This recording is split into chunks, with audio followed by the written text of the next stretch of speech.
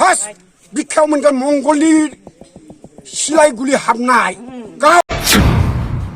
जों थै होगोन जिउ गारगोन गुलि गावजागोन थेवबो जों हाखौ हगारा खुन्थिया गायगोन जोङो जेरैबाबो गायलांगोन जोङो बेखौ खावलायबाय थादों जोंखौ थनहरदों गोजौ लेभेलनिफ्राय सोर थनहरदों प्रमद थनहरदों गुबुन जायगायावसो दंफैयो आङो पर्बत जरानि हाखौ लानानै गोबां दावराव दावसि बा बिखौ प्रमद बर'आ एसेबो सानाखै नामा एसेबो आंनि हिसाबाव 100 बार साननाया मोजांमोन मानो होननानै बुङोब्ला जिहेतु 2 नं फाग्लिजरा बावहाय गोबां गामि दङ मोननैसो गामिया फारसेनिफ्रायनो थांजोबो दिनै बिनि फारसे मा खालामगोन दिनै न'खरसेयाव सासेल' जब मोननो हागौ किन्तु दिनैहाय बिसोरो मा होनबावदों खोनासंनानै लानांगोन एसे नायनांगोन जिहेतु प्रमद बर'आ आन्दलननिफ्राय हारिनि थाखाय माखासे बाथ्रा बुंग्रा मानसिमोन बियो दिनैहाय बियो मा बर' हारिनिनो माखासे अलखदावसो खोख्लैबाय थानायखौसो जों नुनो मोन्दों ओंखायनो नैबे रायजो राजानि माखासे बाथ्रा बुंनायखौ जों एसे खोनासंनानै लानि प्रमद बर' हाजारबार खोनासंनाया मोजां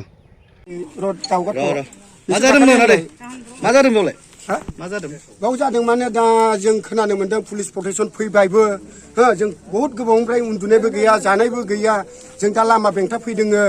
आरो दा बेयाव खुन्थिया गायनोबो नागिरदों मा हिसाबै खुन्थिया गायनो नागिरदों जों आबै आबौनिफ्रायनो जों बेयावनो थांनानै दङ आबै आबौमोनजोंनो दखल खालामनाय हा बियो राजा आमोलनिफ्रायनो बे जायगानिफ्रायनो दा दाखालि बे प्रमद बर' साराबो लेंहरदोंमोन 2 तारिखआव जों थांदों रायलायहैदों प्रमद सारजों प्रमद सारनि खुगायावथ' खोमायाव जों सोनानै फैबाय रायलायनायनि गेजेरजों जों बुंबाय जोंनियाव बे पावार प्लान्टआ जानो मोना होननानै बा जों होहोआ होननानै बिरि क्लियार होननानै बुंनानै फैखाबाय आरो मानो बेबायदि प्रटेक्सन फाथायहरबावगो बियो मा अटंकर बर' भाषाखौ बर' फिसाफोरखौ जाजोबनो नागिरखो बेलाय मा जेरावबो थां बर'नि हाखौ सिख'लायनाय जोंनि पर्बत जरायाव जों खुनु दिन खोनायाखैमोन प्रमद सार जे जों जे बिदि जागोन नोंथाङा जोंखौ बोरै थै सबख'नाय बायदि सबख'खो दाखालि आंनो सिगाङाव आंनो बुंनानै फैदों जे बे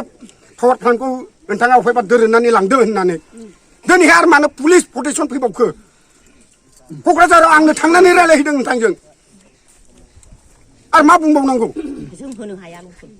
जों होनो हाया बे हाया जोंनि जोंहा मोन्थाय दं मोननाय दङ जों बे हाखौ जों कम्पानिनो जों हगारनो हाया बेखौनो जों बुङो प्रमद सार नोंथाङाबो बाहाय साइलेन्ट जानानै थादो नागारनानै थादो हायोबा नोंथाङा CM-खौनो रिजाइन खालामदो खोथा जोब्बाय बेयावनो पुलिसा मात्र जोंखौ खावलायदों बेनो जे खुन्थिया गायगोन जोङो जेरैबाबो गायलांगोन जोङो बेखौ खावलायबाय थादों जोंखौ थनहरदों गोजौ लेभेलनिफ्राय सोर थनहरदों प्रमद सार थनहरदों बिसो आसाम चिफ मिनिस्टारालाय बेयावलाय बोरै हा दं होनना मिथिनो प्रमदासो मिथिगोन प्रमदनि सेला फेलायासो खोन्थाहरदों जों थै होगोन जिउ गारगोन गुलि गावजागोन थेवबो जों हाखौ हगारा फार्स्ट बिखायाव मोनगोन मंगलनि सिलाय गुलि हाबनाय गाव এইটো এনে সিদিনা আমাৰ অঞ্জলি বাইদেউ কৈ গৈছে সেইটো আমাৰ বড়োৰ ভিতৰত চবতকে এই প্ৰতিনিধিত্ব আমেৰিকাত আমাৰ বড়ো জাতিৰ কাৰণে প্ৰতিনিধিত্ব কৰা মানুহ বহুত জনা মানুহ এইটো কৈ গৈছে এইটো ষ্টাডি কৰিছে গোটেই ইণ্ডিয়াত 9টা কোম্পানী আছে এনেকুৱা পাৱাৰ প্লান্ট তাত হেনো আমাৰ এইটো লৈ কিনি 10টা আৰু কিন্তু ক'বলগীয়া কথা এইটোৱে 9টা প্লানত মাত্ৰ কি কয় 3,315টা চাকৰি পাইছে হেনো কিন্তু আমি ইয়াত কেনেকৈ চাকৰি পাম ইমানটা অকল এটা এইটোতো প্ৰমোদ বড়ো ছাৰে কৈছে ইমানটা 18,000 এনেকৈ চাকৰি পাব এইটোতো মিছা কৈছে প্ৰমোদ বড়ো ছাৰে মানে এইবোৰ ভেকু ভাওনা নেকি আমিতো ভবা মতে এইটো ভেকু ভাওনা এতিয়া কি বিচাৰে আপোনালোকে আমিতো মাটি নিদিওঁ ফাগলিজৰা পাৰ্ট 1 পাৰ্ট 2 এই অঞ্চলৰ আমাৰ জমিটো আদানী কোম্পানীয়ে মানে এইটো থাৰ্মেল প্ৰজেক্ট বনাবৰ বিচাৰিছে এইকাৰণে আমাৰ এই খালপানী ফাগলিজৰা পাৰ্ট 2 পাৰ্ট 1 এই দুকিচুকি আৰু মাওমাৰী এইবিলাক গাঁও মানে ৰাইজে আজি এই ধৰ্ণা কাৰ্যসূচী লৈছে আমি মাটি নিদিম